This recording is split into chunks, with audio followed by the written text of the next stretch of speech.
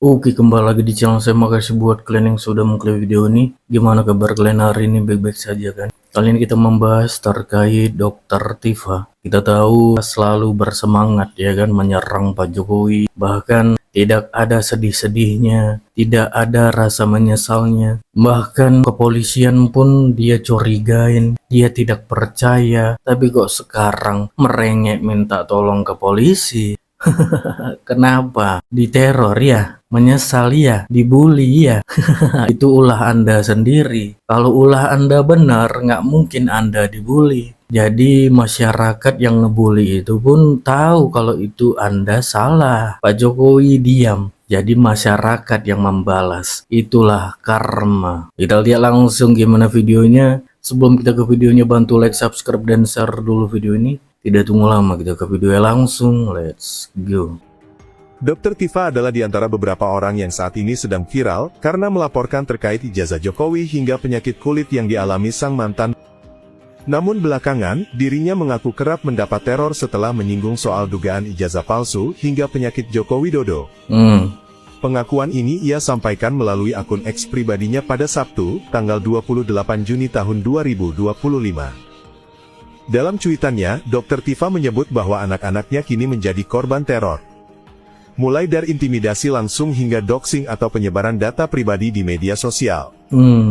Karma. Menyebut jika kos sang anak sampai disatroni orang tak dikenal. Cuitan tersebut telah ditonton lebih dari 11.000 kali, dan mendapat ratusan komentar, serta dibagikan lebih dari 300 kali. Tak hanya anak-anaknya, Dokter Tifa juga mengaku telah berkali-kali menerima ancaman. Ia menyebut bahwa serangan ini bukan hanya dialaminya sendiri, tetapi juga beberapa tokoh lain yang vokal terkait dugaan ijazah palsu Jokowi. Menurutnya, mobil Rismon Sianipar telah dirusak berkali-kali. Dokter Tifa lantas mempertanyakan siapa sebenarnya pihak yang ketakutan hingga menyerangnya dan rekan-rekan lain. Kok ketakutan? Kok dibilangnya pihak yang takut deh, kan lucu sekali. Bukan merasa dirinya salah, karena salah lah makanya diserang, bos. Kalau Anda benar pasti rakyat dukung, karena Anda salah makanya diserang sama rakyat. Anda juga menjelekkan polisi, tapi Anda minta pertolongan polisi untuk mengawal anak Anda. Lucu sekali Anda ya. Itu komplotan polisi penipu. Mereka menggunakan Tito Karnavian terutama itu. Bukanlah bodoh. Publik bukanlah buta huruf. Ketika aparat negara hanya menyatakan identik tanpa menyatakan otentik atau asli, ini bukan sekedar pilihan kata. Ini adalah kode linguistik untuk menghindari tanggung jawab hukum dan sejarah. Mengapa Bareskrim hanya menampilkan fotokopi ijazah? Mengapa Bareskrim tidak berani menunjukkan dokumen asli? Mengapa Bareskrim tidak mampu menghadirkan dosen pembimbing atau bahkan rektor UGM? Mengapa harus Bareskrim yang bicara, bukan UGM itu sendiri? Karena ini bukanlah klarifikasi. Ini adalah pertunjukan teater di luar negara. Apakah konferensi pers Bareskrim menunjukkan tanda-tanda polisi ragu? Karena lebih dahsyat lagi, 2 jenderal besar Polri angkat bicara. Komjen Ito Sumardi, mantan Kabareskrim. Komjen Ugroseno, mantan Wakapolri. 2 tokoh ini bukan rakyat biasa. Mereka paham seluk-beluk penyidikan, dan mereka meragukan proses yang dilakukan Bareskrim.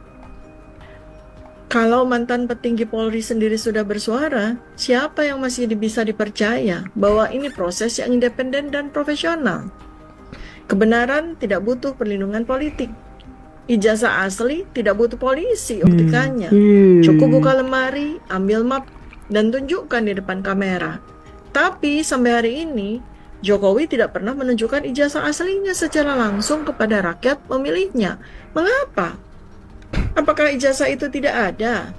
Apakah yang ada hanya fotokopi yang dicetak saat mencalonkan diri sebagai wali kota, sebagai gubernur, lalu sebagai presiden? Kalau memang yang bersangkutan memang betul-betul punya ijazah, ya alhamdulillah, artinya selesai sampai di sini. Tapi kalau yang bersangkutan ternyata tidak punya ijazah, maka mari kita cari solusinya sama-sama.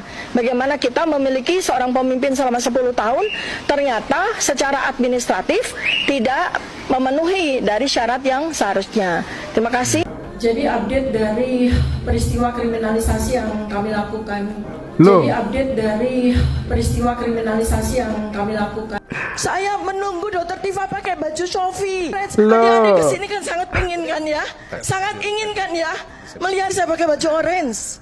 Saya masuk lapas. Tolong Pak Jokowi. Ya. Terima kasih. Bismillahirrahmanirrahim. Assalamualaikum warahmatullahi wabarakatuh. Kami dari Aliansi Emak-Emak Bergerak Lintas Provinsi ini kami ikut mengawal di mana TPUA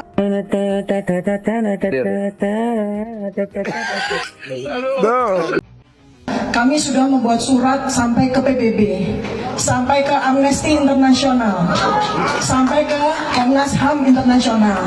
Jadi ini yang langkah yang kami lakukan untuk menyelamatkan bangsa dan negara ini dari kehancuran yang dibuat oleh Joko Widodo dan kroni-kroninya. Saya Dr. Tifauziah Tiasuma.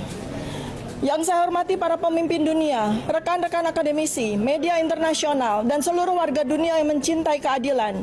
Hari ini saya berbicara bukan hanya sebagai warga negara Indonesia, tetapi sebagai bagian dari komunitas global yang menjunjung tinggi kebenaran, kehormatan, dan integritas intelektual. Indonesia, negara demokrasi terbesar ketiga di dunia, tengah menghadapi krisis moral yang sunyi namun sangat menentukan.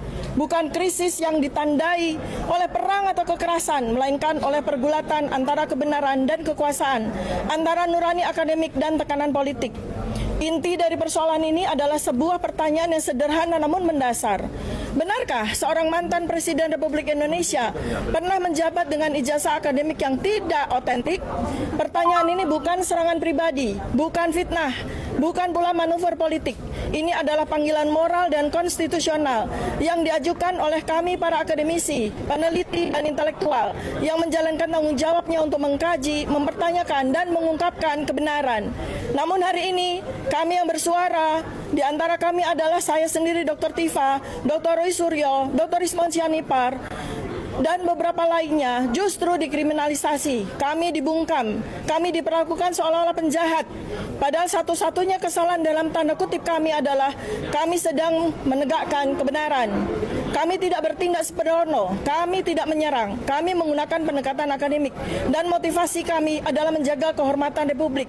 Ini adalah contoh nyata dari penindasan terhadap para whistleblower, sebuah presiden berbahaya, bukan hanya bagi Indonesia, tetapi bagi demokrasi di seluruh dunia.